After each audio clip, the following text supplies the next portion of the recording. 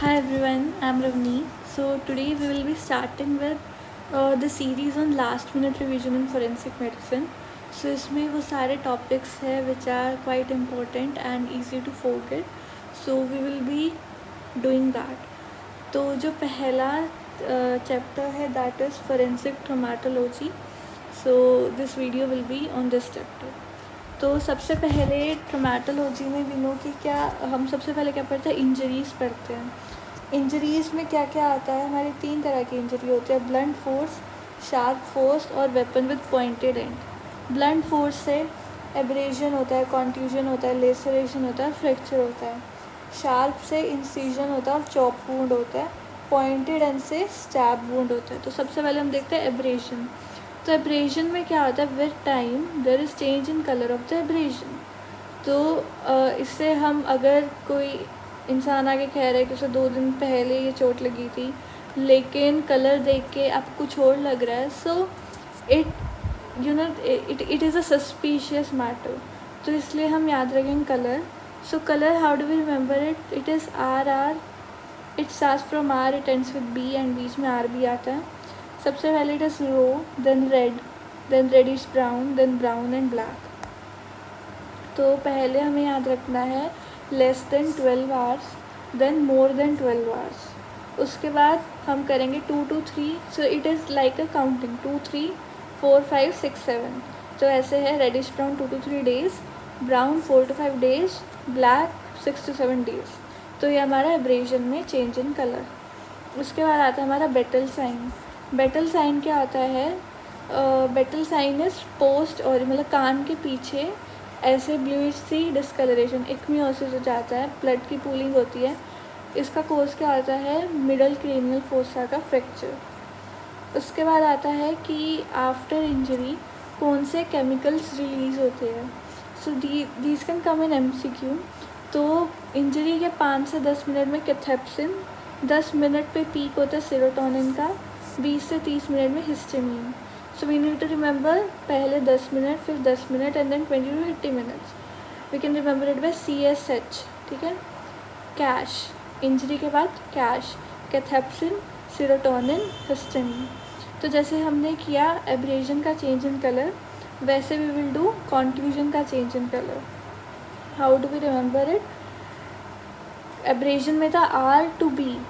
Now इसमें क्या है, RB पहले है, RB के बाद क्या है, VGY। It is like VGY। Okay. तो सबसे पहले रेड, तो फ्रेश इज रेड। उसके बाद 1 to 3 डेज़ में ब्लू, 4 to 5, 6 to 7। सिमिलरली हमें काउंटिंग आगे आगे लेकर जानी है। लास्ट में it is 7 days to 2 weeks। उसके बाद है डिफरेंस आता है हाइपोस्टेसिस और कॉन्ट्यूजन में। तो कॉन्ट्यूजन और हाइपोस्टेसिस दोनों एक्सचेंजिंग मतलब कलर होता है। Contusion is due to trauma and कहीं पे भी हो सकता है। हाइपोस्टेसिस क्या, पोस्टमार्टम फाइंडिंग है, तो जो ब्लड है वो डिपेंडेंट पार्ट्स में पूल कर जाता है। हाइपोस्टेसिस में विद टाइम कोई कलर चेंज नहीं होता, कॉन्ट्यूजन में होता है जैसे हमने ऊपर किया RB VGY। हाइपोस्टेसिस के जो मार्जिन है बहुत रेगुलर से दिखेंगे और कॉन्ट्यूजन में इरेगुलर है। जब आप इंसाइज करके पानी डालोगे तो हाइपोस्टेसिस विल वॉश अवे क्योंकि वो ब्लड की पूलिंग थी, कॉन्ट्यूजन विल परसिस्ट। उसके बाद हम आता है अवल्जन लेसरेशन में। इसमें क्या आता है, अवल्जन का मतलब है कि एक फ्लैप हट जाता है, तो स्किन और सबक्यूटेनियस टिश्यू का सेपरेशन हो जाता है। इसे हम डीग्लविंग इंजरी भी कहते हैं। देन वे बिविलिंग क्या है कि अगर कोई ब्लेड है जो स्किन को कट कर रही है ऑब्लिक एंगल पे, उसे कहते हैं bevelling. Then way dating of incision. तो अभी तक हमने क्या किया था, एब्रेजन का, देन कॉन्ट्यूजन का, नाउ इंसिजन में क्या है, अभी हमने इन्फ्लेमेशन के स्टेजेस से याद रखना है। तो फ्रेशली क्या आता है, न्यूट्रोफिल होता है, फिर मोनोसाइट आएगा आधे दिन में, 1 दिन में वेस्कुलर बेड्स बन जाएंगे, 2 से 3 दिन में ग्रैन्युलेशन टिश्यू, देन 1 हफ्ते तक फाइब्रिल्स एंड 1 हफ्ते से बाद scar. So it is NMVGFS, neutrophil, monocyte, vascularisation, granulation, fibrils and scar. Then source of bleeding. तो क्या आता है, 3 तरह की हेमरेज होती है, सबड्यूरल, एक्स्ट्रा ड्यूरल और सब एरेक्नॉइड। तो extradural is due to bleeding from middle meningeal vessels. Then subdural is from bridging veins. Subarachnoid is from circle of Willis. Extradural में हमें क्या याद रखना है कि एक ल्यूसिड इंटरवल होता है. ल्यूसिड इंटरवल क्या होता है कि पहले मतलब दो जो हमारा फेज़ होते हैं बेहोशी के, उसके बीच में एक फेज़ आता है जिसमें वो इंसान होश में आ जाता है, लाइक कॉन्शियस फेज़. तो दो अनकॉन्शियस फेज़ के बीच में एक कॉन्शियस फेज़ आता है ना. जो सब ड्यूरल हेमरेज है it can be classified into 3 types. अगर 3 दिन से कम में सिम्टम्स आ रहे हैं अक्यूट, 3 हफ्तों से ज़्यादा में आ रहा है क्रोनिक, एंड बीच में तो सब acute. Then there comes difference between extradural haematoma and heat haematoma. Extradural haematoma क्या होता है, क्यूप इंजरी, मतलब जिस साइड पे इंजरी हो रही है उसी साइड पे एक हेमाटोमा बन जाता है. यूनिलेटरल होता है, रेड कलर का होता है. हीट हेमाटोमा बर्न की वजह से होता है. बाईलेटरल होता है, chocolate brown with honeycomb appearance होती है. Then we have punch drunk syndrome, जिसे हम डिमेंशिया प्यूजिलिस्टिका या क्रॉनिक ट्रोमेटिक एंसेफेलोपैथी कहते हैं. तो इसका जो तीसरा नाम है उससे पता चल जाता है क्या है. तो जैसे क्रॉनिक ट्रोमा की वजह से एंसेफेलोपैथी हो रही है. तो अगर बार बार जैसे बॉक्सर्स में होता है कि बार बार ट्रोमा मिल रहा है सिर पे, तो उसकी वजह से ब्रेन एट्रोफी हो जाती है. तो जैसे अल्जाइमर्स में हमें न्यूरोफिब्रिलरी टेंगल्स मिलते हैं, इसमें भी हमें मिलते हैं. Then we come to wounds. तो वूंड्स में क्या है कि जो हमारे फायर आर्म वूंड्स होते हैं, मतलब कोई ऐसे फायर आर्म इंजरी हो रही है तो लाइक बुलेट एंट्री हो रही है तो एंट्री वूंड आ रहा है.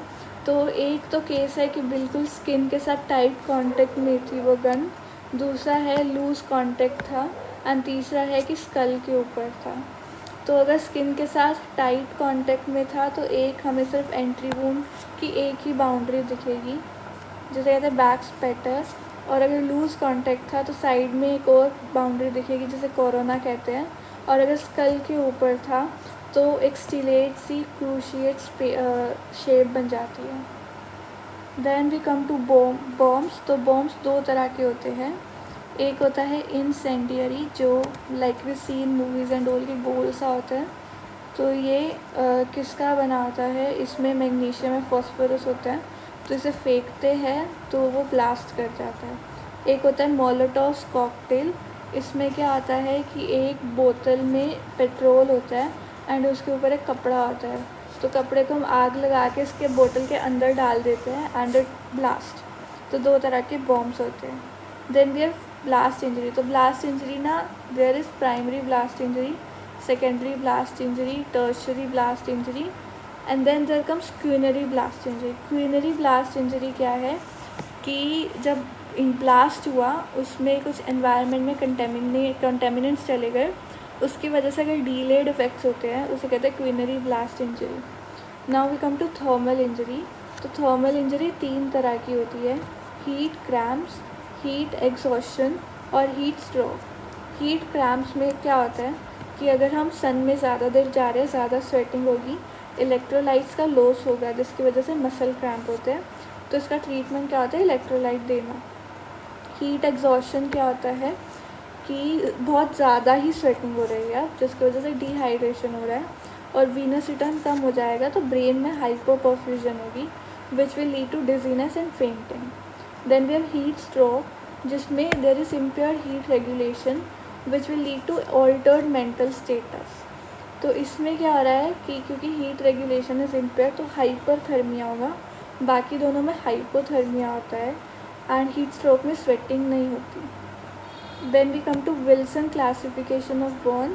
तो इसमें विल्सन ने 3 डिग्री में क्लासीफाई किया, प्राइमरी, सेकेंडरी और टर्शरी.